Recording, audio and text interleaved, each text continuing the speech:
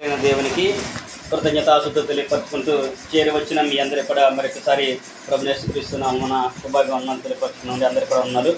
మనల్ని కూడా ఆమెటువంటి సహోదరుల కుటుంబానికి, కమలేష్ గారికి, వారి కుటుంబానికి కూడా వందనాలు తెలియపరచు. ఈ సమయంలో మనము దేవుని యొక్క వాక్యాన్ని గురించి ధ్యానం చేద్దాము. ద్వితీయోపదేశకాండము 6వ అధ్యాయంలో మనం కొన్ని విషయాలు చదువుకొని అక్కడ ఒక మాటను మనము ఆలోచన చేద్దామండి. ద్వితీయోపదేశకాండము 6వ అధ్యాయము 19వ వచనం కనుక మనం చదువుకున్నట్లయితే 19వ వచనంలో చివరి భాగం కనుక మనం చదువుకున్నట్లయితే చివరి లైన్, యెహోవా దృష్టికి యథార్థమైనది ఉత్తమమైనది చేయవలెను. ఇక్కడ మోషే గారి ద్వారా దేవుడు ఆయన ఇచ్చినటువంటి ఆజ్ఞలను కూడా వారు అనుసరించి వారు చెప్పిన తర్వాత వీరు మిస్పాలో దేవుని మీద తిరుగుబాటు చేశారు. మన నిర్మాకాండము, సంఖ్యాకాండము చదువుకుంటే అవన్నీ కూడా మనకి తెలుస్తుంది. దేవుని మీద అరణ్య ప్రాంతంలో వచ్చేటప్పుడు వాళ్ళు దేవుని మీద తిరుగుబాటు చేసిన తర్వాత వాళ్ళు దేవుని అనే నీళ్ళ కొరకు, ఆహారం కొరకు దేవుని శోధించిన సందర్భాన్ని అక్కడ జ్ఞాపకం చేస్తూ, మీకు దేవుడు ఎన్ని అనుగ్రహించాడు కనుక ఇవన్నీ అనుగ్రహించిన తర్వాత మీరు మీ దేశంలోకి వెళ్ళిన తర్వాత, అంటే దేవుడు ఏదో వాగ్దానం చేశాడో ఆ దేశంలోకి మీరు వెళ్ళిన తర్వాత మీరు మర్చిపోకుండా ఆయన చెప్పిన ప్రకారంగా మీరు ఏం చేయాలంటే, మీకు మేలు కలగాలి అంటే, ఆ దేశంలోకి వెళ్ళినప్పటికైనా సరే మీకు మేలు కలగాలి అంటే, అది పాలు ప్రపంచ దేశమే కాదని అంట్లా, అది వాగ్దాన దేశం కాదని అంట్లా, అక్కడ సర్వసమృద్ధి ఉంది కాదని కూడా అనట్లేదు అన్నాడు. కానీ మీకు మేలు కలగాలి అంటే ఇశ్రాయేలీయులందరూ కూడా మేలు కలగాలంటే ఏం చేయాలంటే, యెహోవా దృష్టికి యథార్థమైనది చేయాలి, ఉత్తమమైనది చేయాలి. ఉత్తమమైనది అనే దాని గురించి ఈరోజు మనము ఆలోచించేద్దాం. అంటే ది బెస్ట్ ఇంగ్లీష్లో ది బెస్ట్ అని అంటారు. అంటే మనం అనుకుంటాం కదా, మన పిల్లలకి మంచి లైఫ్ ఇవ్వాలనుకుంటాం, వాళ్ళకి ఏదైనా ది బెస్ట్ వాళ్ళనే చూస్తాం, మనకున్న దాంట్లో వాళ్ళకి బెస్ట్ ఇవ్వాలనే ఆలోచించేస్తాం. మరి భౌతికంగా మనమే ఇలా ఆలోచించినప్పుడు మరి దేవుడు ఆయన పిల్లలకి ఇవ్వడా ఉత్తమమైనది, ఆయన పిల్లలకి బెస్ట్ ఇవ్వడా, ఆయన అంతకన్నా ఇది చేస్తారు కదా. కనుక మనం కూడా ఉత్తమమైనది అనే దాని గురించి ఆలోచించేద్దాము. ది బెస్ట్ అనే దాని గురించి మనం ఆలోచన చేసినప్పుడు అసలు ఉత్తమమైనది అంటే ఏంటి? ఉత్తమమైనది అనే పదానికి అర్థం ఏంటి, నిర్వచనం ఏంటంటే శ్రేష్టమైనది, ప్రయోజనకరమైనది, మూడవదిగా మేలుకరమైనది. ఏంటిదంటే శ్రేష్టమైనది, మేలుకరమైనది, ప్రయోజనకరమైనది. దేవుడు ఈ 3 పదాలు కూడా గ్రంథంలో ఉన్నాయి. ఈ పదాలు కూడా ఉత్తమమైన దానికి నిర్వచనంగా ఈ పదాలను ఇచ్చాడు. దాన్ని మనం ఆలోచన చేస్తే చూసినట్లయితే కనుక మూల పదాల్లోకి వెళ్తే ఈ 3 పదాలు కూడా దాంట్లో కలిపి ఉంటాయి.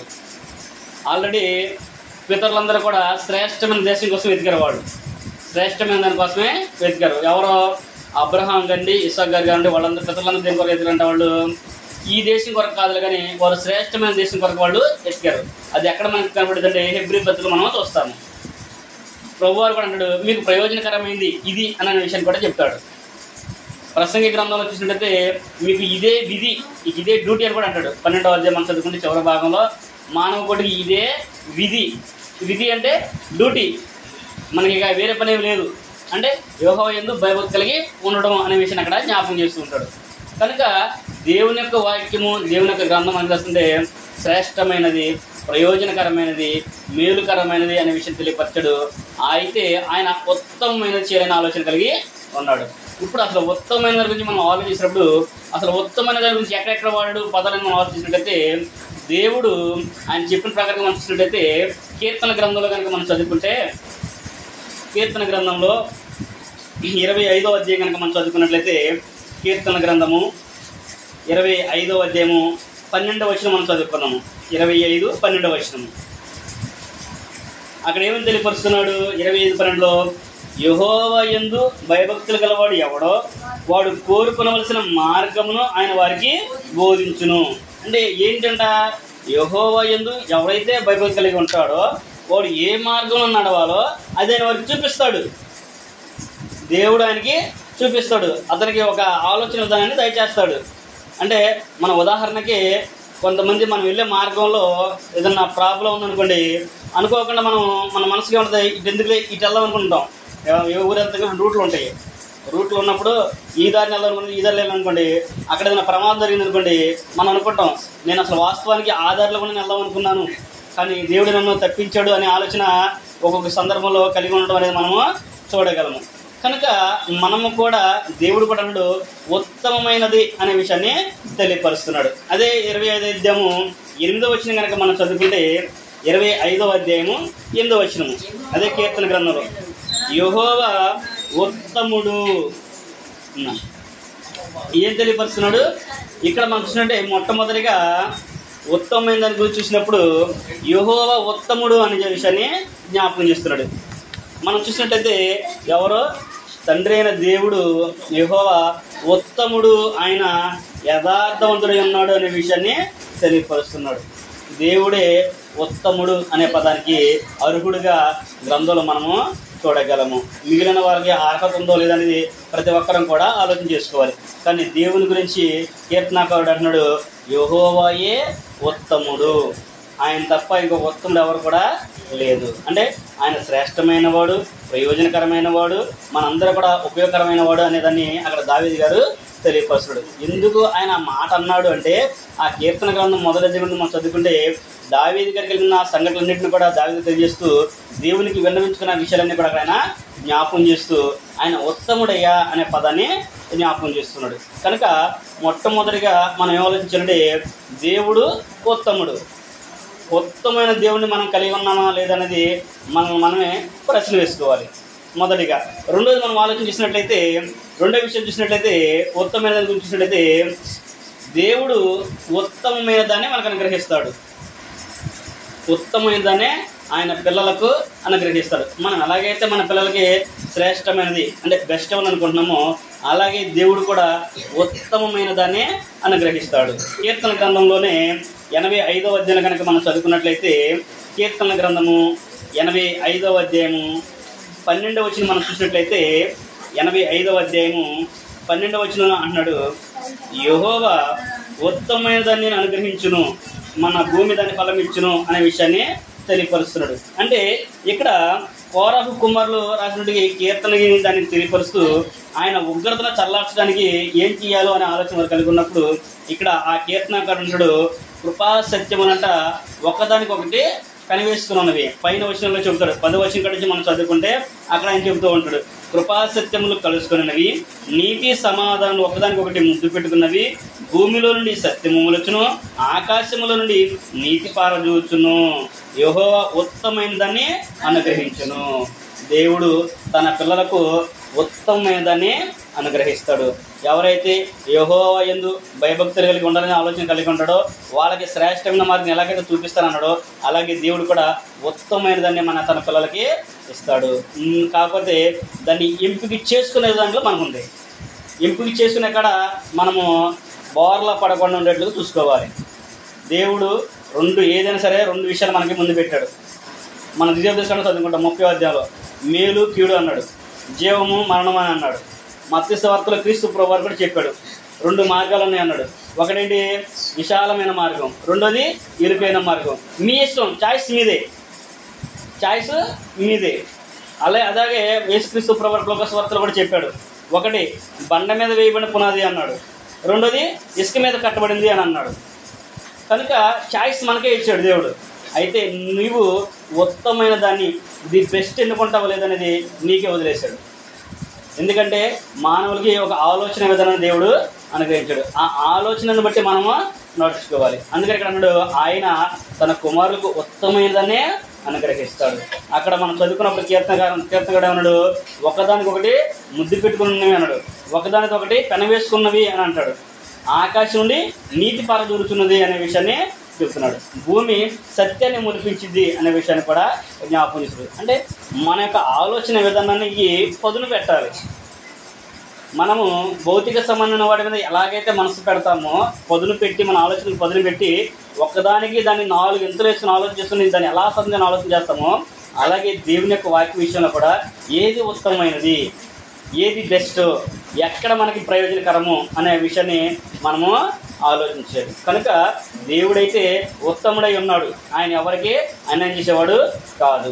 అలాగే దేవుడు తన యందు భయభక్తులు కలిగిన వారికి తన పిల్లలకి ఉత్తమమైనదే అనుగ్రహిస్తాడు. ప్రయోజనకరమైనది ఇస్తాడు తప్ప ప్రయోజనం లేనిది ఎవడో అనే విషయాన్ని అక్కడ కీర్తనకారుడు కూడా మనకి తెలియపరిచినట్లుగా చూడగలము. 3వ విషయం మనం ఆలోచించినట్లయితే ఎవరైతే దేవుడు ఉత్తముడని తెలుసుకొని ఆయన మార్గంలో నడుచుకున్న ఆలోచన కలిగి ఉంటారో వారంట వారి కోరిక కూడా ఉత్తమమైనదే అనే విషయం తెలియపరుస్తున్నాడు. అదే మనం చూసినట్లయితే సామెతల గ్రంథంలో 11వ అధ్యాయం కనుక మనం చదువుకున్నట్లయితే, సామెతల గ్రంథము 11వ అధ్యాయంలో మనం చూసినట్లయితే సామెతల గ్రంథకర్త కూడా ఆ విషయాన్ని మనకి జ్ఞాపకం చేయడం మనం చూడగలము. సామెతల గ్రంథము 11వ అధ్యాయము 23వ వచనం కనుక మనం చదువుకున్నట్లయితే, నీతిమంతుల కోరిక ఉత్తమమైనది అనే విషయాన్ని తెలియపరుస్తున్నాడు. నీతిమంతుల కోరిక ఏంటంట? ఉత్తమమైనది. మన కోరికలు ఎలాగుంటాయి? మన కోరికలకి ఇక్కడ ఏం చెప్పిన దానికి కోరిక ఉందా?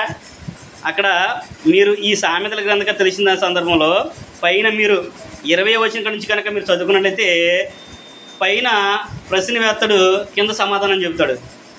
అవన్నీ కూడా దాన్ని ఆలోచన చేస్తూ ఉంటాడు. పైన వచ్చిన ఏమన్నాడు?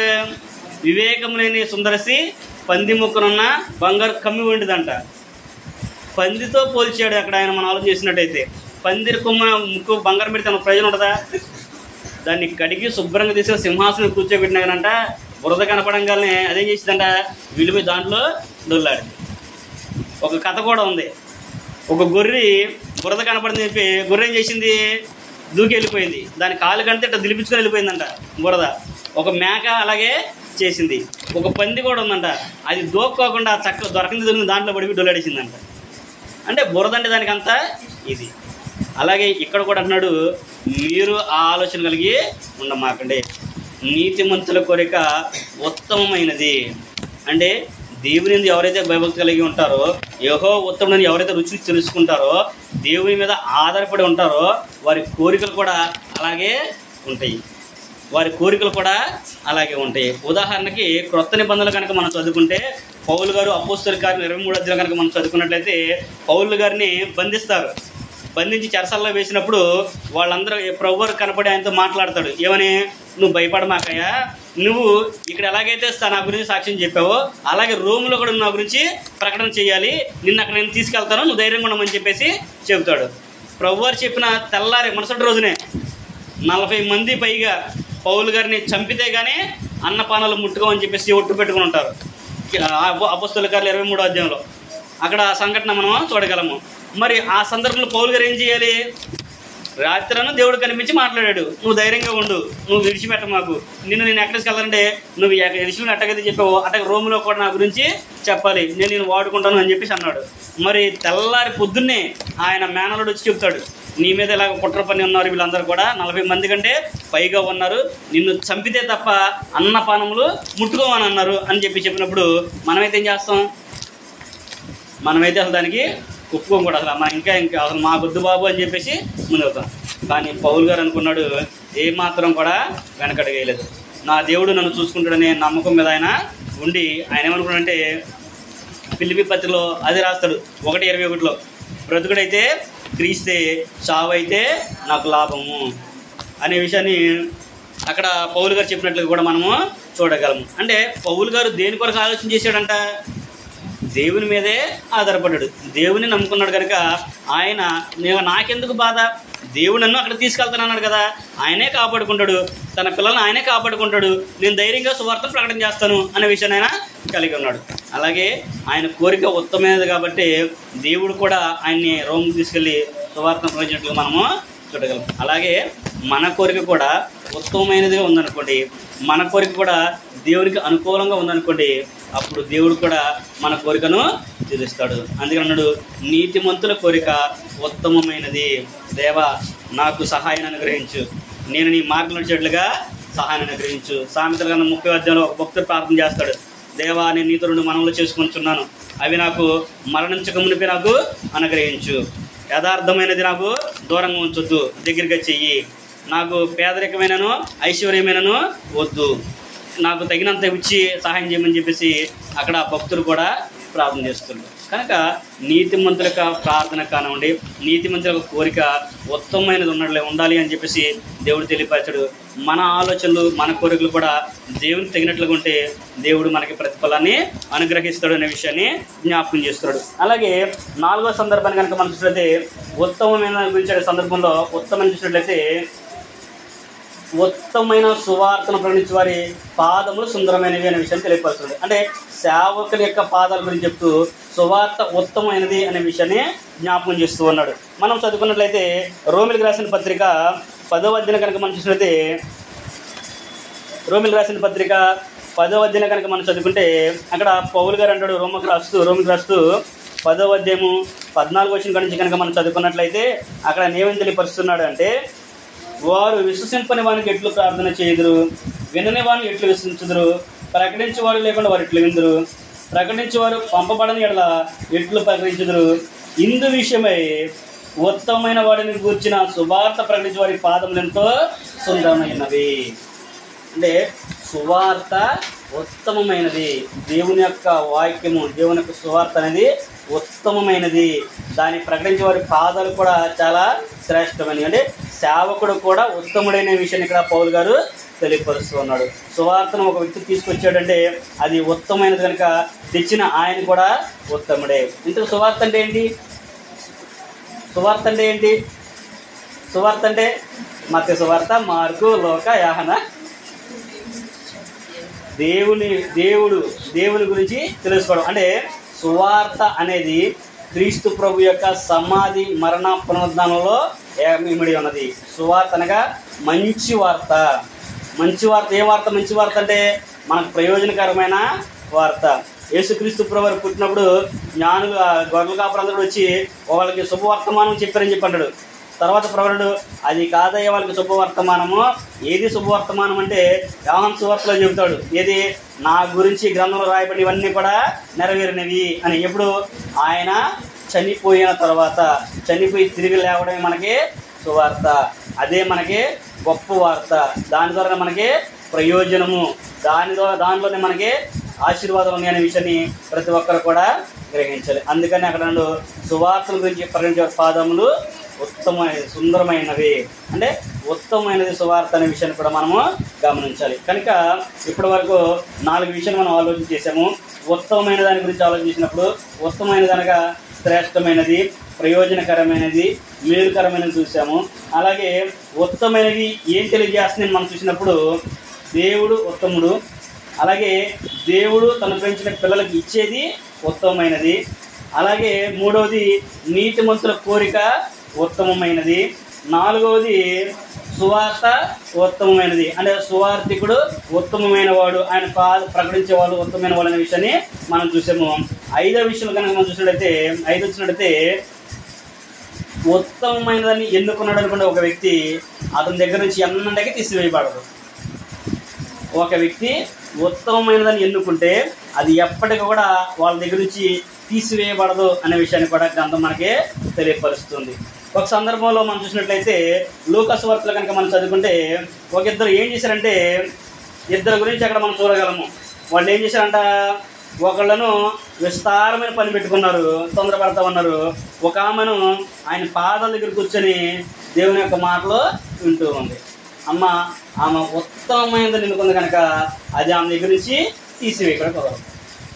తీసివేయడానికి కుదరదు. సందర్భం మనకు తెలుసు కదా.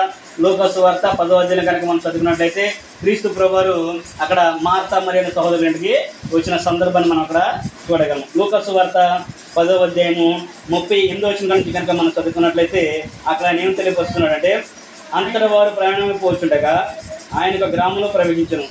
మార్తా అను ఒక స్త్రీ ఆయన తన ఇంట చేర్చుకునేను. ఆమెకు మరియా అను సహోదరి ఉండను. ఈమె యేసు పాదం మీద కూర్చుండి ఆయన బోధ వినుచుండెను. అంటే ఈ సందర్భాన్ని మనం చూసినట్లయితే 2 సహోదరులు ఉన్నారు. ఆయన వచ్చినప్పుడు వాళ్ళ ఇంట్లోకి ఆహ్వానించారు ప్రభువారిని. ఎలాగా? ఇప్పుడు మనల్ని ఎట్టగైతే వీళ్ళు ఆహ్వానించారో అలాగే వాళ్ళు కూడా ఆ ప్రభువారిని ఆహ్వానించారు. మరి ఆయన శ్రేష్ఠ ఉత్తముడు కదా, ఆయన సువార్థికుడు కదా, సేవకుడు కదా, క్రీస్తు ప్రభు దేవుని కుమారుడు కదా. ఆయన మాటలు వినడానికి వాళ్ళందరూ కూడా వచ్చారు.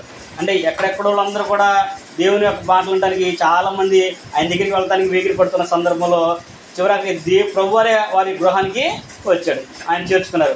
అయితే ఇందులో ఒక ఆమె ఏం చేస్తుందంటే, మా చిన్నిలాగా విస్తారమైన పనులు పెట్టుకొని వాళ్ళందరూ వచ్చిన వాళ్ళందరికీ భోజనాలు పెట్టాలి, మా వాళ్ళందరికీ సమృద్ధి చేయాలని చెప్పేసి విస్తారమైన పని పెట్టుకుంది. పని పెట్టుకొని వాళ్ళు ఏం చేస్తుందంట, ఆమె ఏం చేస్తుందంట, పని పెట్టుకొని ఉందంట. రెండో ఆమె అయితే అసలు ఏమీ పట్టించుకోకుండా ప్రభు పాదాల దగ్గర కూర్చొని ఆయన చెప్పే మాటలు వింటా ఉన్నప్పుడు ఆమె వచ్చి ప్రభు దగ్గరికి వచ్చి మళ్ళీ ఎవరితో కూడా ఆమె చెల్లిని కూడా అంటలా, మరలా ప్రభు దగ్గరికి వచ్చి ఆయన అంటే అక్కడ మనం చదువుకుంటే, అయ్యా నీకు చింత లేదా అని అంటది. దేని గురించి? నేను ఇంత పని పెట్టుకొని నీకు ఏం వండాలి, ఏం పెట్టాలి, ఏం చేయాలి చెప్పేసి నేను అంత ప్రయాసపడుతుంటే నా చెల్లిని ఒక్కదానే ఇంత కష్టపడుతున్నాను కదా, అమ్మ నువ్వు కూడా వెళ్ళి అమ్మాయికి సాయం చేసుకుని చెప్పని పోయి నీకేం చింత లేదా అని చెప్పేసి ప్రభువారు అన్నప్పుడు ప్రభువారు అన్నాడు, మరియా మార్త ఉత్తమమైనది ఎన్నుకుంది, అది ఆమె నుంచి తీసివేయబడదు. భోజనం కామనం, భోజనం కావాలి కాదని ఎక్కడ అనలేదు. ప్రభువారు కూడా తినలే, మన భోజనం లేకుండా బ్రతకలేం కాబట్టి అది వాస్తవం. కానీ అదే ప్రాముఖ్యత కాదు, అదే ప్రాధాన్యము కాదు. మనము పలానా టైం అనుకున్నప్పుడు దాన్ని ముందుగానే ప్రిపరేషన్ చేసుకొని దాన్ని అక్కడ పెట్టేసుకొని మనం సిద్ధంగా ఉండాలి. అంటే దేవుని మాట వినడానికి ఎంత ఇదిగా వాళ్ళు ఆత్రంగా చూసారనే విషయం మనము చూడగలం. అంటే ఉత్తమమైనది మనం ఎన్నుకున్నాం అనుకోండి, అది మన దగ్గర నుంచి తీసివేయబడదు. మాకు సమయం లేదండి, మేము వేరే ఊరే అవుతున్నామండి, వచ్చే వారం వస్తామండి, లేదా నెక్స్ట్ వీక్ చూసుకుందామండి అని చెప్పేసి మనం అనుకున్నాం అనుకోండి, అది ఏం కోల్పోతాం మనకే తెలియదు. ఈ రోజున ఇక్కడికి వచ్చామనుకోండి, మేము ఒక విషయం నేర్చుకున్నాము అనే ఆలోచన మీకు ఉందనుకోండి, రాని వాళ్ళు ఏం చేసినారు, దాన్ని కోల్పోయినట్టే కదా, మరి వాళ్ళు దొరికిద్దా అప్పటికి మరలా వచ్చినప్పుడు అదే సందర్భం మనకు వచ్చిద్దా? రాదు కదా. అందుకనే దేవుని యొక్క వాక్య ప్రపంచం ఉన్నప్పుడు మనం శ్రద్ధగా వినడానికి ఎప్పుడు కూడా వేగిరపడాలి. అందుకనే ప్రభువున్నాడు, ఉత్తమమైన దాని కనుక ఎన్నుకుంటే అది ఎప్పటికి కూడా మన దగ్గర నుంచి తీసివేయబడదు. నాకు వినడం ముఖ్యము, నేను దేవుని తెలుసుకోవడం ముఖ్యము, ఆయన సంకల్పం జీవించడం నాకు ముఖ్యము, ఆయన చిత్తాన్ని గ్రహించడం నాకు ముఖ్యము, కాబట్టి నాకు అదే ప్రథమము. దాని తర్వాతే ఏదని చెప్పేసి నువ్వు ఎన్నుకుంటే దేవుడు దాన్ని కంపల్సరీగా నీకు సహాయం అనుగ్రహిస్తాడు. నువ్వు అక్కడికి వెళ్ళినట్లుగా నీకైనా మార్గాన్ని సరళం చేసి చూపిస్తాడనే విషయాన్ని కూడా ఇక్కడ ఈ యొక్క వచనాలను బట్టి మనము ఆలోచించవచ్చు. రెండో విషయం, మెయిన్ పాయింట్ రెండో విషయం మనం చూసినట్లయితే ఉత్తమమైనది ఏమి తెలియజేస్తుందని మనం చూసాము. మూడో దాన్ని మనం చూసిన ఉత్తమైన దానిలో ఉత్తమమైనవి ఏమిటి? ఉత్తమమైన దాని గురించి మనం ఏం తెలియజేస్తుంటే యెహోవా ఉత్తమమైన చూసాము, దేవుడు ఉత్తమైన వాడని చూసాము, ఆయన తన భక్తుల కొరకు తన పిల్లల కొరకు చేసింది ఉత్తమైనదని మనం చూసాము, నీతి మంత్రుల కొరకు ఉత్తమైనదని చూసాము, సువార్త ప్రకటించేవారు సేవకులు ఉత్తమైనదని చూసాము. అలాగే మనం కనుక ఉత్తమైనది ఎన్నుకుంటే అది మన దగ్గర నుంచి తీసివేయబడదని కూడా 5 విషయాలు మనము చూసాము. ఇప్పుడు ఉత్తమైనవి ఏమిటి అనేది మనం చూసినట్లయితే మనము దాన్ని ఆలోచన చేసి మనం అన్వయించుకోవాల్సింది ఏంటంటే కీర్తన గ్రంథంలోనే 52వ అధ్యాయము 9వ వచనం కనుక మనం చదువుకుంటే, కీర్తన గ్రంథము 52వ అధ్యాయము 9వ వచనం కనుక మనం చదువుకుంటే ఇక్కడ దావీదు గారు కూడా ఒక విషయాన్ని జ్ఞాపకం చేస్తూ ఉన్నాడు. 9వ వచనం అంటున్నాడు, కీర్తన గ్రంథము 52వ అధ్యాయము 9వ వచనం కనుక మనం చూసినట్టయితే, నీవు దాన్ని నెరవేర్చితివి కనుక నేను నిత్యము నిన్ను స్తుతించెదను, నీ నామము నీ భక్తుల దృష్టికి ఉత్తమమైనది, నేను దాన్ని స్మరించి కనిపెట్టుచున్నాను అనే విషయాన్ని తెలియపరుస్తున్నాడు. ఇప్పుడు ఉత్తమమైన దాంట్లో ఏంటిది అంటే యెహోవా నామము ఉత్తమమైనది. మొదలేం చెప్పాడు 25:8లో, యెహోవా ఉత్తముడు, ఆయన ఉత్తముడు. ఇప్పుడు ఆయన నామే ఉత్తమమైనది. అలాంటి ఉత్తమైన నామాన్ని మనం ధ్యానం చేసుకుంటున్నామా? ఇక్కడ కీర్తన గారు కూడా అంటాడు, ఆయన దాన్ని చూసినట్లు చూసినట్టే మేలు కంటే కూడా కీడ్చే వాళ్ళు అనేక మంది ఉన్నారు, కానీ అందరూ కూడా అంటే మనకి మేలు చేయని ఆలోచన తక్కువ మందికి ఉంటుంది. ఎక్కువ మంది ఏం చేస్తారంటే మనకి ఏదైనా ప్రయోజనకరంగా మనం చేస్తాం అనుకోండి, కొంచెం ఎదుగుతూ ఉన్నాం అనుకోండి, ఏం ఆలోచన చేస్తారు, మనకి ఇబ్బంది పెట్టేవాళ్ళు ఉంటారు తప్ప మనల్ని అంటే చెయ్యిచ్చి పైకి లాగేవాళ్ళు తక్కువ మంది ఉంటారు. ఇక్కడ కూడా ఆయన అంటున్నాడు, నీ నామము నీ భక్తుల దృష్టికి ఉత్తమమైనది, నేను నిత్యము కూడా స్మరించదను. ఎప్పుడైతే దేవుని నామాన్ని మనం ఎల్లప్పుడూ కూడా స్మరిస్తూ ఉంటామో అప్పుడు మనకు కూడా దేవుడు సహాయాన్ని అనుగ్రహిస్తాడు. కీర్తన గ్రంథంలో దావీదు గారు అంటాడు 1వ అధ్యాయం 2వ వచనంలో, ఆయన ధర్మశాస్త్రమునే దేవారాత్రం దాన్ని ధ్యానించేవాడు ధన్యుడు. అంటే దేవారాత్రం కూడా దాన్ని ధ్యానిస్తూ ఉండాలి. అంటే దేవరాత్రం దాన్ని ధర్మశాస్త్రం దాన్ని ధ్యానిస్తూ ఉన్నప్పుడు యెహోవా నామమును, ఆయన నామం మన దృష్టికి ఎలా ఉంటుంది? అప్పుడు దేవుని యొక్క వాక్యం మనం విన్నప్పుడు, ఆయన బలాన్ని మనం చూసినప్పుడు, ఆయన శక్తిని మనం గ్రహించినప్పుడు, ఆయన చేసే మేలును మనం చూసినప్పుడు, అందులో రాయబడినవన్నీ కూడా మనం ఆలోచన చేసినప్పుడు మనకి ఎలా ఉంటుంది? దేవుడంటే భయము చేయాలి.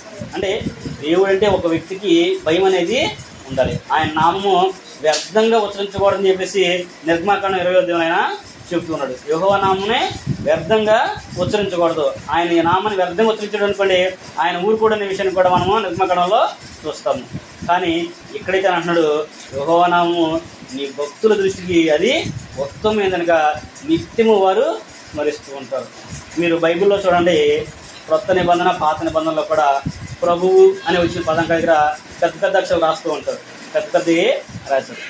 యెహోవా అనే పదం కానీ ప్రభు అనే పదం వచ్చినప్పుడు వాళ్ళు ఏం చేసేవాళ్ళంటే ఆ రాసిన గ్రంథకర్తలో వాళ్ళు ఆ పెన్ను అక్కడ పెట్టేసి వెళ్ళిపోయి కాళ్ళు చేతులు శుభ్రంగా మొహం కడుక్కొని మరలా వచ్చి ఇంకొక పెన్ను తీసుకుని వాడేవాళ్ళం. ఇంకొక పెన్ను, కొత్త పెన్ను తీసి ఆ పదం రాయడానికి వాడేవాడు. అంత జాగ్రత్తగా బైబిల్ని దేవుడు రాయించాడు. అంత భక్తి శ్రద్ధతో వాళ్ళందరూ కూడా రాశారు. వాళ్ళని సెప్టుజింట్లు అంటారు, 70 మంది రాసిందని. దాన్ని వాళ్ళు తర్జుమా సందర్భంలో వచ్చిన విషయాలు అనమాట. ఇవన్నీ కూడా మనం చరిత్రలో చూడవచ్చు. చరిత్రలో వాళ్ళ గురించి చెప్తుంటారు. వాళ్ళు ఆ పదం వచ్చినప్పుడు, యెహోవా అనే నామం కానీ పదం కానీ ప్రభు అనే పదం కానీ వచ్చినప్పుడు వాళ్ళు అక్కడ రాసేవాళ్ళు అక్కడ పెట్టేసి వెళ్ళిపోయి శుభ్రంగా కాళ్ళు చేతులు మొహం కడుక్కొని మరలా వచ్చి ఇంకొక పెన్ను తీసుకొని రాసేవాళ్ళు. అంత విలువిచ్చారు దీనికి వాళ్ళు. మరి మనం ఏం చేస్తాం? అవి పంగనట్టు మూసేసి తల కింద పెడతారు. కొంతమంది అలమరలో పెట్టుకుంటారు, కొంతమంది దిండి కింద పెట్టుకుంటారు. పెడతారా పెట్టట్లేదా? ఏమ్మా పెట్టుకుంటున్నారా? చాలామంది అలా చేస్తారు. కానీ ఇది ఎవరిదంటే దేవునిది. దేవుని క్రియలో ఉన్నాయి. మనం ఆలోచన కలిగి ఉండాలి. ఆయన నామము ఉత్తమమైనది అన్నారు. తన భక్తుల దృష్టికి అది నిత్యం వాళ్ళు స్మరించుకుంటూ ఉంటారండి. యెహోవా నామమే ఉత్తమమైనది అన్నప్పుడు మరి ఆయన గ్రంథము ఆయన రాయించిందే కదా ఇదంతా కూడా. దేవుడు మనుషులు రాసినప్పటికి కూడా మనుషులు పరిశుద్ధాత్మలా రాశారు దీన్ని. ఇది 40 మంది గ్రంథకర్తలు రాసినప్పటికి కూడా ఆ 40 మంది కూడా ఒక కాలానికి, ఒక వయసుకి, ఒక ప్రాంతానికి చెందిన వాళ్ళు కాదు. వాళ్ళు రాసిన వాళ్ళు కూడా ఒక కాలానికి, ప్రాంతానికి చెందిన వాళ్ళు కాదు. ఆదికాండం రాసింది మోషే గారు, ప్రకటన గ్రంథం రాసింది యోహాను గారు. క్రీస్తు ఆయన క్రీస్తు శకం 1500లో రాస్తే ఈయన క్రీస్తు శకంలో ఎప్పుడు 100లో ఈయన 90లో ప్రకటన గ్రంథాన్ని రాశారు. మరి అంత వ్యత్యాసం రాసిన వాళ్ళు కూడా వాళ్ళందరూ కూడా ఏకభావంతో రాశారంటే అది దేవుడు వాళ్ళని వాడుతున్నాడు. దేవుడు మనుషులు పరిశుద్ధాత్మ ప్రేమనే దేవుని మూలంగా పలికని దేవుని యొక్క వాక్యంలోనే తెలియపరిచింది. పేతురుపతులైనా కానీ అలాంటి వాక్యాన్ని మనం ఎలాగ ఆలోచన చేస్తున్నాము, ఎలాగ దీన్ని మనం భద్రం చేసుకున్నాము అనేది ప్రతి ఒక్కరు కూడా ఆలోచించాలి. శ్రేష్టమైనది ఆయన నామం, శ్రేష్టమైనది. అది తన భక్తుల దృష్టికి అవి యథార్థమైన విషయాన్ని కూడా జ్ఞాపకం చేస్తూ ఉన్నాడు. అదే కీర్తన గ్రంథంలో 63వ అధ్యాయం కనుక మనం చూసినట్లయితే 63వ అధ్యాయం కూడా మనం చూసినట్లయితే ఆయన కృప అంట ఉత్తమమైనది అంటాడు. జీవము కంటే కూడా ఆయన కృప ఉత్తమమైనది అనే విషయాన్ని కూడా జ్ఞాపకం చేస్తున్నాడు. కీర్తన గ్రంథము 63వ అధ్యాయము 3వ వచనం కనుక మనం చదువుకున్నట్టయితే నీ కృప జీవము కంటే ఉత్తమము, నా పెదవులు నిన్ను స్తుతించును. అక్కడ మీరు పైన చదువుకుంటే దావీదు గారు ఆయన రాసిన అరణ్యం రాసిన సందర్భం చూసినట్టే అక్కడ ఆ విషయం మనం చూసినట్టయితే దేవా నా దేవుడవు నీవే, వేకువని నిన్ను వెదగలను, నీ బలమును నీ ప్రభావమును చూడవలనని పరిశుద్ధ ఆలయమందు నేనెంతో ఆశతో నీ తట్టు కనిపెట్టి ఉన్నాను. నీవు లేక ఉన్న దేశమందు నా ప్రాణము నీ కొరకు తృష్ణగొనుచున్నది. నీ మీద ఆశ చేత నిన్ను చూడవలనని నా శరీరము కృషించుచున్నది. అప్పుడు ఆయన అన్నాడు, నీ కృప జీవము కంటే కూడా ఉత్తమైనదయ్యా, నీ కృప ఉంటే మాకు చాలయ్యా అనేది దావీదు అక్కడ రాస్తుంది. ఆయన బలాన్ని, ఆయన శౌర్యాన్ని ఆయన తను చూసి నా ప్రాణం, నా శరీరం క్షీణించిపోతున్నప్పుడు కూడా నీ కృప జీవము కంటే కూడా ఉత్తమైనది. నీ కృప చేత మమ్మల్ని కాపాడు. నీ కృపలేదే మా వల్ల ఏది కూడా కాదు. మీరు చూసినట్లయితే భక్తి పరులు అందరూ కూడా, ఈ గ్రంథంలో రాబడిన భక్తి పరులు అందరూ కూడా ఆయన కృప మీద, ఆయన మీదే ఆధారపడిన వాళ్ళందరూ కూడా దేవునికే ప్రథమ స్థానం ఇచ్చి ఆయన్నే ఆశ్రయించినట్లు మనము చూడగలం. ఏ స్థితి ఇచ్చినప్పుడు కూడా దేవునికి వాళ్ళ జీవితంలో మొదటి స్థానాన్ని దేవుడికి వాళ్ళు ఇచ్చారు.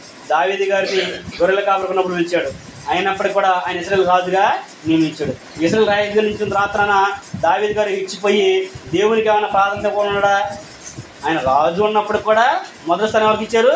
దేవుడికే ఇచ్చాడు. ఆయన ఆ విషయాల్లో మనం చదువుకుంటే చక్కగా అర్థమవుతుంది. ఆయన అంటాడు, నేను చిత్సాకుమారంలో కట్టినట్టు నేనుంటే నా దేవుని మనసము డేరాలో ఉందేంటి, నాకు ఇది నచ్చలేదని చెప్పేసి నాతను ప్రవక్తతో చెప్తే దేవుడు అంటాడు, నాతన్ దగ్గరికి పిలిపించి అంటాడు, నా సేవకుడైన దావీదు చేసింది మంచిదే, నేను అడగలేదు, కానీ ఆయన నా గురించి ఆలోచించాడు కాబట్టి ఆయన కోరిక నేను నెరవేరుస్తాను.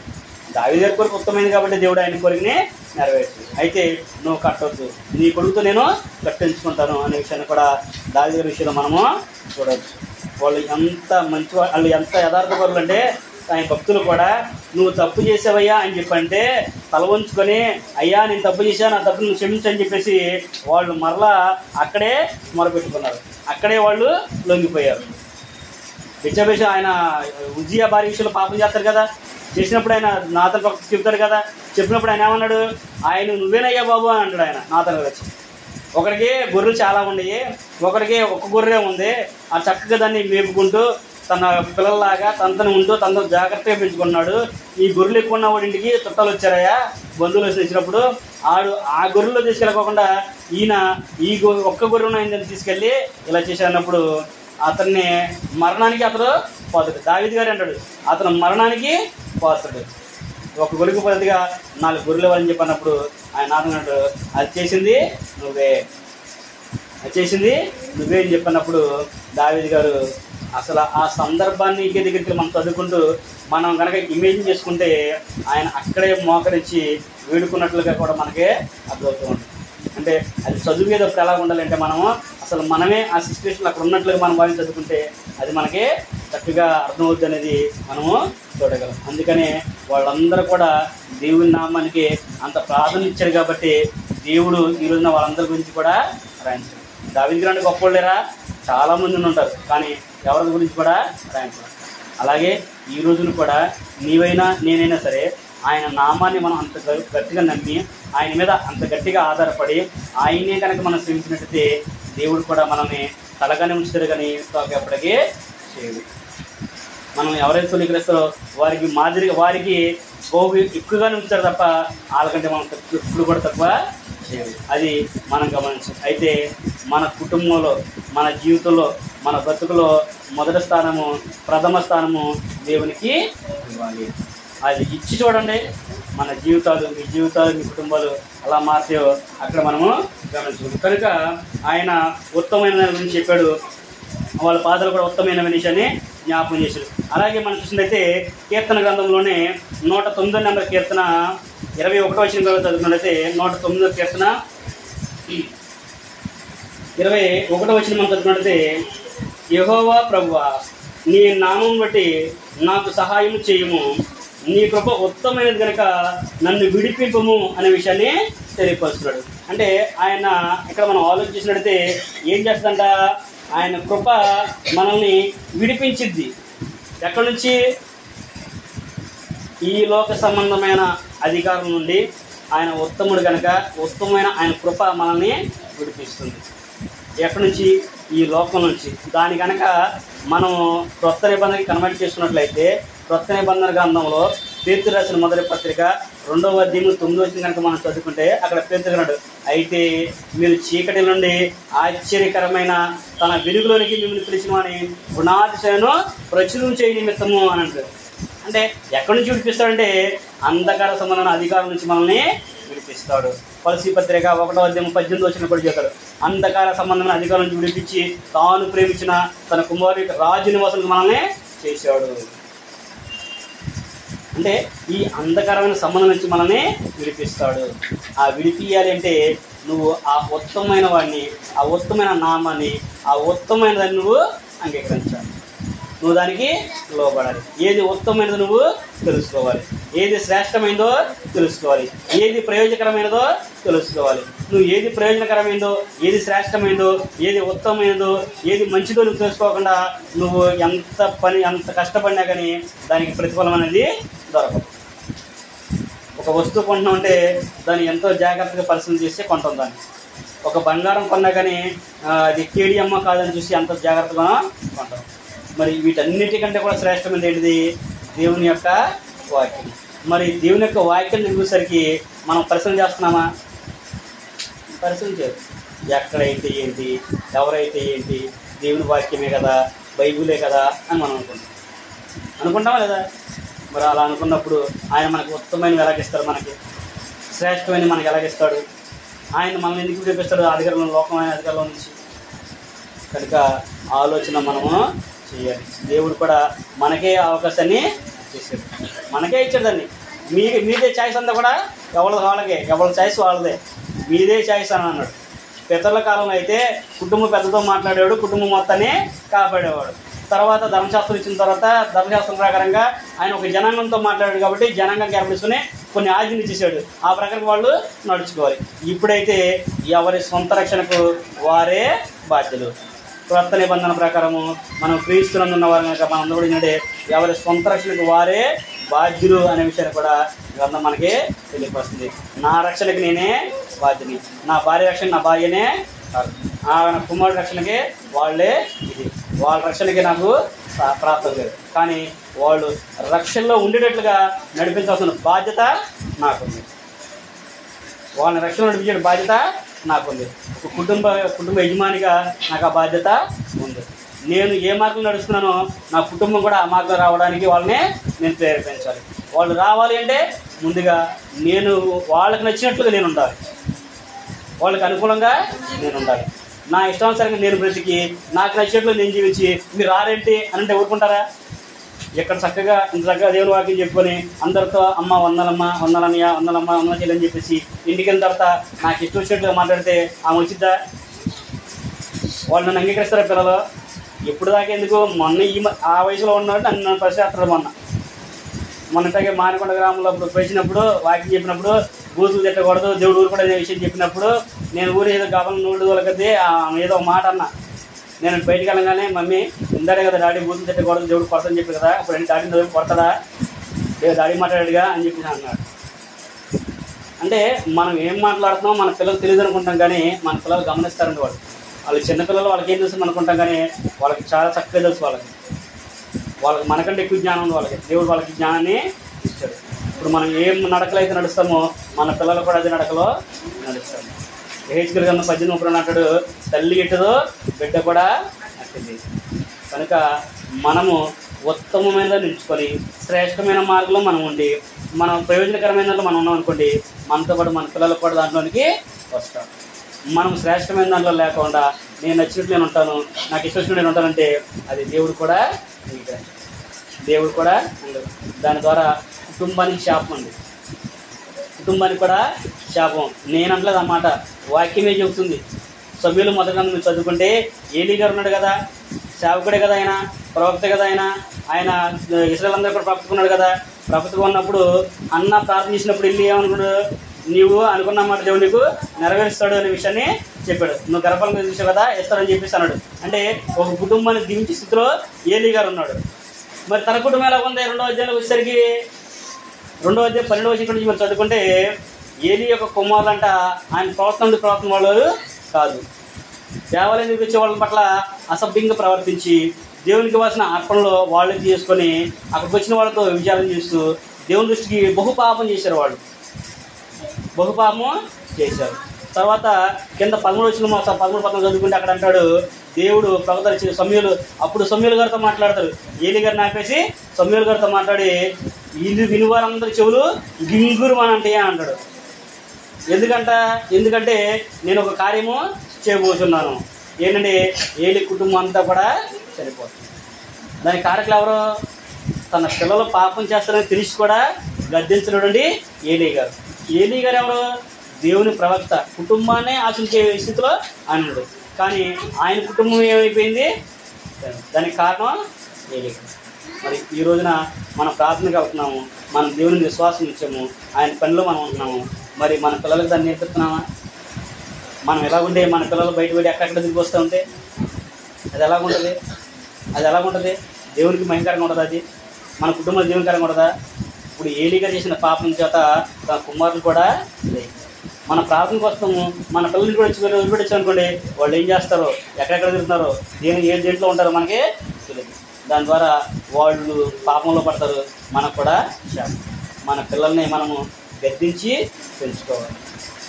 బెత్తం వాడని తండ్రి కుమారునికి విరోధి. బెత్తం వాడాలి దేని కొరకు? చదువుకోకపోతే వాడాల్సిన అవసరం లేదు, స్కూల్కి వెళ్ళకపోతే వాడాల్సిన అవసరం లేదు, ప్రార్థన చేయకపోతే వాడండి, బైబిల్ చదవకపోతే వాడండి. మనం అయ్యయ్యం. ర్యాంక్ రాలేదా? ఎందుకు రాలా? ఏంటి ట్యూషన్కి వచ్చావా? తీసావా తీ అని చెప్పేసి పిల్లల్ని చేస్తాం. అమ్మా ప్రార్థన చేసుకో, పడుకున్నావా? ప్రార్థన చేసుకున్నావా? ఒక అధ్యాయం చదువుకో తల్లి, ఒక అధ్యాయం చదువునానా అని చెప్పేసి చదువుతున్నావా? అది మన కుటుంబానికి దీవెనండి. మనం అనుకుంటాం కానీ ఏముందని అనుకుంటాం కానీ అదే మన కుటుంబానికి దీవెన. దావీదు గారు అంటారు కదా 37వ కీర్తనలో, నేను పిల్లవాడప్పుడు చూశాను, ఇప్పుడు నేను వృద్ధుడిని అయిపోయాను, బహుముసలితనం ఉన్నాను, నీతి మంతుని పిల్లలు విడబాటు ఇంతమడికి చూడదంటాడు. అంటే మనం ఎప్పుడైతే యథార్థమైన మార్గంలో ఉండి దేవుని ఉత్తమమైన తెలుసుకొని ఆ ఉత్తమైన మార్గంలో ఉండి శ్రేష్టమైన మార్గంలో ఉండి మనం నడుచుకుంటూ దేవుని భక్తులు మనం జీవిస్తూ మన పిల్లలను కూడా నడిపించుకున్నాం అనుకోండి, వాళ్ళకి ఏముండదంట, ఏ లోటు కూడా దేవుడు లేకుండా చేస్తారు. అది మన చేతుల్లోనే ఉందండి, మన చేతుల్లోనే ఉంది. కనుక మనము మన పిల్లల పెంచే విషయంలో కూడా చాలా జాగ్రత్తగా ఉండాలి. వారికి దేవుడు మనకి ఎలాగైతే ఉత్తమమైన మార్గం చూపిస్తున్నాడో అలాగే మనం కూడా మన పిల్లలకి ఉత్తమమైన దాన్ని చూపించేటట్లుగా మనం ఉండాలి అనే విషయాన్ని కూడా తెలియపరుస్తున్నాడు. ఎందుకంటే దేవుని యొక్క వాక్యము ఉత్తమమైనది, ఆయన న్యాయవిధులు కూడా ఉత్తమమైన విషయాన్ని కూడా ఆయన జ్ఞాపకం చేస్తున్నాడు. కీర్తన గ్రంథము 119వ అధ్యాయము 38వ వచనం గురించి కనుక మనం చదువుకున్నట్లయితే, కీర్తన గ్రంథము 119వ అధ్యాయము 38 నుంచి మనం చదువుకున్నట్లయితే 38 నుంచి 40 వచనం కనుక మనం చదువుకుంటే అక్కడ కూడా ఆయన ఈ విషయాన్ని మనకి చాలా జ్ఞాపకం చేస్తున్నాడు. ఏమన్నాడు ఆయన? కీర్తన గ్రంథము 119వ అధ్యాయము 38వ వచనం కానీ చదువుకున్నాం. నీవిచ్చిన వాక్యము మనుషులలో భయమును పుట్టించున్నది, నీ సేవకుని దాన్ని స్థిరపరచుము, నీ న్యాయ విధులు ఉత్తమములు, నాకు భయము పుట్టించున్న నా అవమానమును కొట్టివేయును, నీ ఉపదేశములు నాకు అధిక ప్రియములు, నీ నీతిని బట్టి నన్ను బ్రతికింపుము. ఆయన వాక్యము ఎలాంటిదంట? భయం పుట్టించిద్దంట. ఎవరికే? మనుషులమైన మనకే. ఎప్పుడు నువ్వు నిజంగా వాక్యం చదువుకుంటే, నువ్వు నిజంగా లోబడితే, యథార్థంగా నువ్వు అనుకుంటే, నువ్వు ఉత్తమమైన మార్గం నువ్వు అనుకుంటే, ఇది శ్రేష్టమైన నువ్వు అనుకుంటే, నువ్వు దేవుని భయభక్తులగిన వాడు అయితే, భయభక్తులైన అయితే అప్పుడు మనకి భయం పుట్టిద్దంట. మనకి భయం వస్తుంది. ఎప్పుడు ఏదన్నా దేవుని యొక్క వాక్యాన్ని మనం ఏదైనా మాట్లాడుకున్నప్పుడు గబాలను బుద్ధించినప్పుడు తప్పు అయిపోయిందా అనే ఆలోచన వస్తుంది. ఏదన్నా చేయకూడదు పని ఏదైనా చేస్తున్నాం అనుకోండి, మనకి మనసులో భయం వచ్చి, అమ్మో ఇది చేసే దేవుడు ఒప్పుకోడు, ఇది పాపం అనేది. కానీ మనం చాలా సునాయాసంగా నేస్తాం.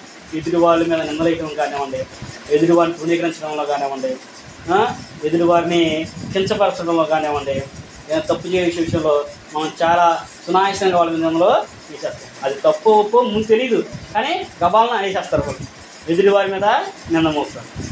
సహోదరుని ప్రేమించమని చెప్పాడు కానీ సహోదరుని ద్వేషిస్తాం. మనం ప్రేమ తక్కువ కానీ ద్వేషాలు ఎక్కువ. ఆయన అన్నాడు, నీ వాక్యము మనుషులకి బయట పుట్టేసి, నీ ఉపదేశములు ఉత్తమమైనవి, అవి నా హృదయంలో ఉంటాయి అనే విషయాన్ని నీ వాక్యం బట్టి నన్ను బ్రతికించమని చెప్పేసి కూడా ఆయన కోరుకున్నట్లుగా మనము చూడగలం. కనుక మనము కూడా ఉత్తమమైన దాన్ని ఎన్నుకోవాలన్నాడు. ఉత్తమైన దాంట్లో మనం ఉండాలి, ఉత్తమైన విషయాన్ని మనం గ్రహించాలి అనే విషయాన్ని కూడా ఆయన మనకి జ్ఞాపకం చేయడం అనేది మనం చూస్తూ ఉన్నాము. అలాగే మనం చూసినట్లయితే ఆయన వాక్యం ఉత్తమైన మనం చూసాము. అలాగే చివరిగా దేవుని చిత్తము కూడా ఉత్తమమైనదని, దాన్ని మనము పరిశ్రమ చేసి గ్రహించాలి అనే విషయాన్ని కూడా తెలియపరుస్తుంది. చివరిగా రోమిలికి రాసిన పత్రిక 12వ అధ్యాయం కనుక మనం చదువుకున్నట్టయితే ఆయన చిత్తము కూడా ఉత్తమమైనది అనే విషయాన్ని జ్ఞాపకం చేయడం మనము చూడగలము. రోమిలికి రాసిన పత్రిక 12వ అధ్యాయము 2వ వచనం కనుక మనం చదువుకుంటే అపోస్తలుడైన పౌలు గారు రోమిలికి రాస్తూ ఆ విషయాన్ని మనకి జ్ఞాపకం చేసుకున్నాడు. ఏమన్నాడు అక్కడ? మీరు ఈ లోక మర్యాదను అనుసరింపక ఉత్తమమును అనుకూలమును సంపూర్ణమై ఉన్న దేవుని చిత్తమేదో పరీక్షించి తెలుసుకున్నట్లు మీ మనసు మారి నూతనమవడం వలన రూపాంతరము పొందుడి. ఏంటంట? దేవుని యొక్క చిత్తము ఉత్తమమైనది. దాన్ని మనం తెలుసుకుంటే మన మనసు మారి నూతనం అవ్వాలి. మీరు ఈ లోక మర్యాదను అనుసరింపక, ఈ లోక మర్యాదను అనుసరించకండి. లోకంలో అంటారు నలుగురితో వెళ్ళాలి, నలుగురితో ఉండాలి అని ఆలోచన చేస్తుంటారు. అలా ఒక్కరికి వెళ్తే మనకేముంటుందమ్మా, నలుగురితో ఉంటేనే కదా ప్రయోజనం ఉంటుంది. కానీ భౌతికంగా నువ్వు నలుగురితో ఆలోచన చేస్తావా, కానీ దేవుని విషయంలో నువ్వు నలుగురితో పెంచుకోవాలి. నలుగురికి ఒకలాగా నువ్వు ఉండాలి తప్ప నలుగురిలో ఒకలాగా నువ్వు ఉండకూడదు. ఎందుకంటే ఈ లోకాన్ని అనుసరించి నడుచుకునే వాళ్ళు చాలామంది ఉంటారు. కానీ దేవుడైతే దేవుని తన పిల్లలు లోకానికి వేరుగా ఉండాలని ఆయన కోరుకుంటున్నాడు. లోకానికి వేరుగా ఉండాలి, మనం వేరుగా ఉండాలనే విషయాన్ని చెప్తున్నాడు. మనం ఎప్పుడైతే ఈ లోకానికి వేరుగా ఉంటామో అప్పుడు దేవుడు కూడా మనల్ని స్వీకరిస్తాడు. ఉదాహరణకి మీకు అర్థం అవ్వాలి అంటే, గొంగళ పురుగులను పట్టుకుంటారా? గొంగళ పురుగును పట్టుకుంటామా? పట్టుకొని బుద్ధల మీద వేసుకుంటామా మనం? అదే సీతాకోశాలకైతే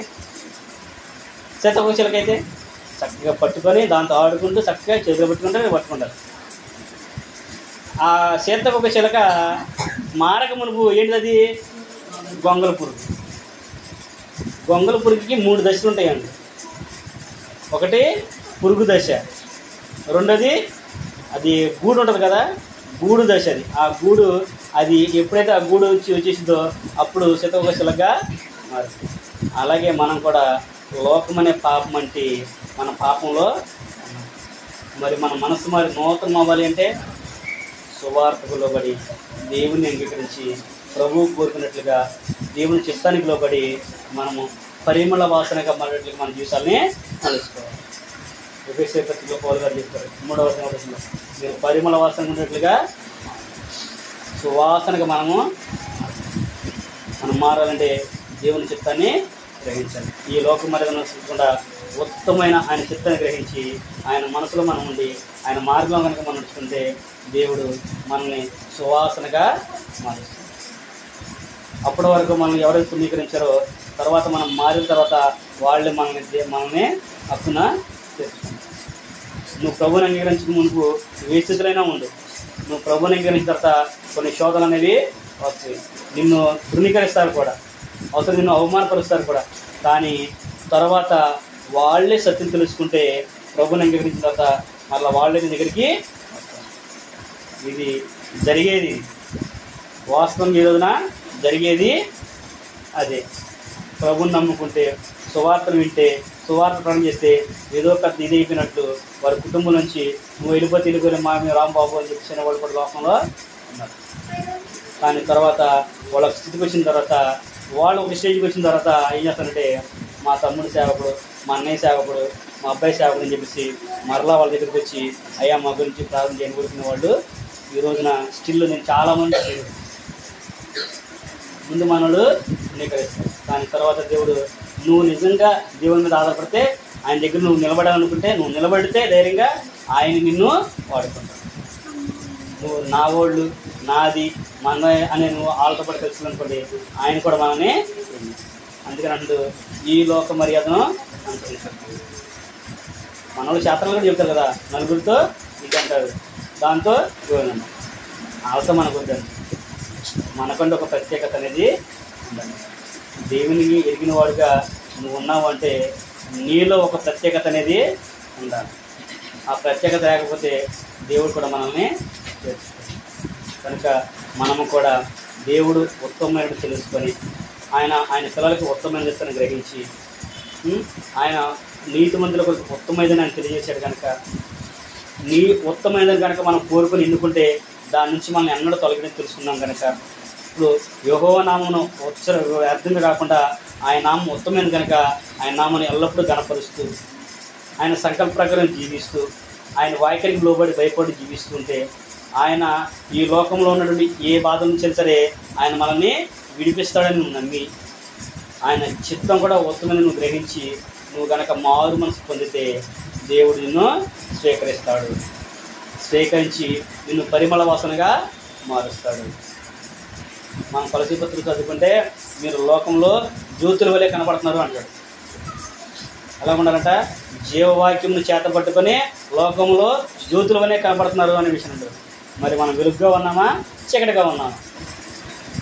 దాన్ని మనం పరిశీలన చేసుకొని వెలిగించేవారిగా మనం ఉండాలని, పరిమళ వాసనగా ఉండాలని, దేవుడు ఉత్తమమైన తెలుసుకొని ఆయన మార్గంలో స్థిరంగా నిలబడాలని, ధైర్యంతో ముందుకు సాగాలని విషయాన్ని ప్రేమతో మీకు తెలియపరుస్తూ నాకు నేను తెలియపరుచుకుంటూ ఈ మాటలతో ముగిస్తున్నాను. ఓపిక మీ అందరూ కూడా ప్రభు నామమున వందనం చేస్తుంది. అందరూ కూడా వందనం.